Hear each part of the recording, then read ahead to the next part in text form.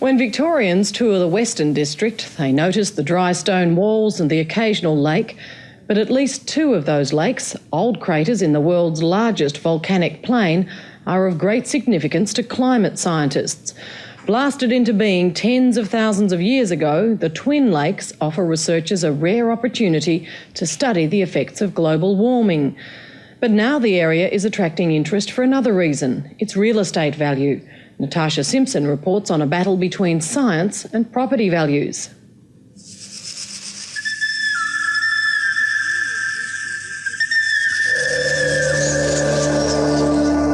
Victoria's Western District is proud of its reputation for lakes and craters and is keen to welcome visitors attracted by the impressive landscape formed by volcanic eruptions hundreds of thousands of years ago.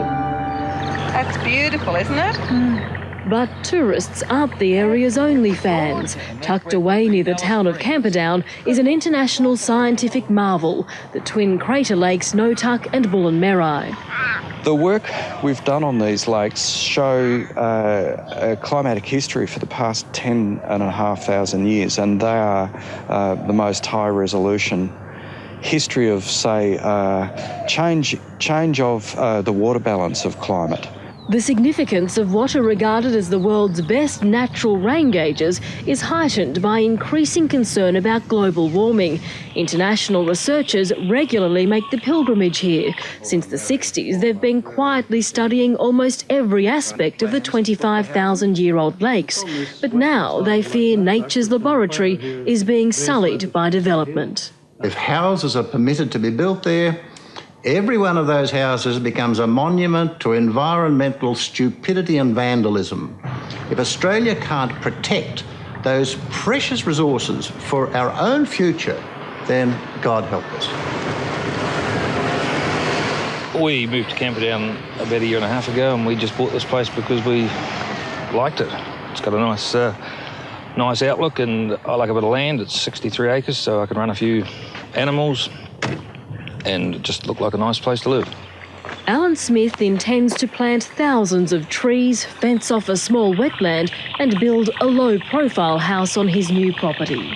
We'll look after it. We'll probably have a better weed control if we do the fences up and get better grazing management. There won't be less sprays used. There'll probably be less animals on here because there's a lot of land going into trees, which mean a bit less cow poo into the lake. It's all legal and has council's blessing, but the Smith family's dream home is the scientific community's nightmare. The water level is falling slowly. The lakes are getting more concentrated in their salinity, and if you were to, for instance, allow sediment to come into them from the walls during construction of roads and houses, sewerage effluent going in, and generally disturbing the whole ecology and hydrology of the area, then you'd upset the record and spoil the story for keeping in touch with what's happening in the future. The future lies in the hands of the Corangamite Shire Council.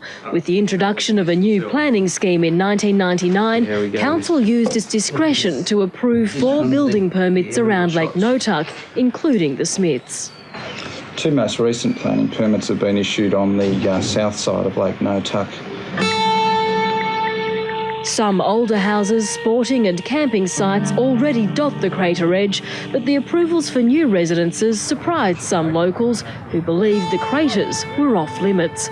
Old controls discouraged development and they mistakenly thought the new scheme reinforced a ban.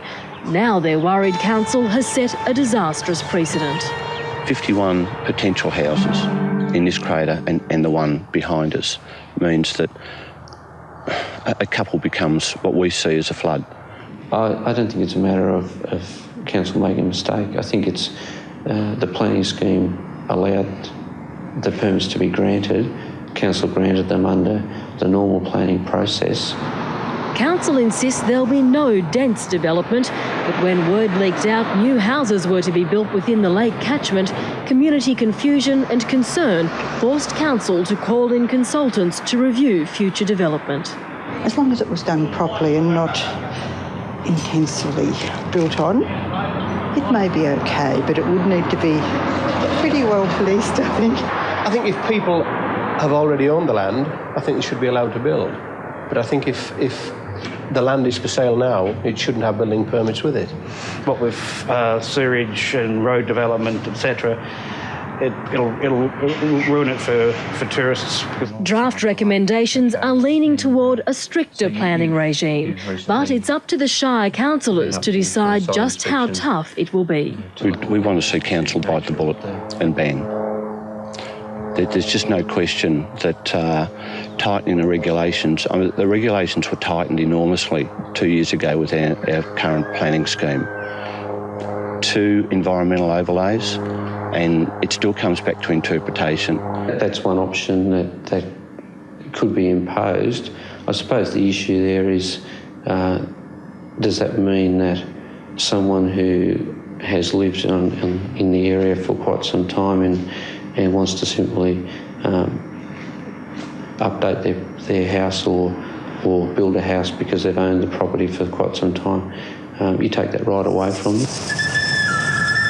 While council searches for a balance, scientists maintain anything less than a rigid no development stance could undermine their work.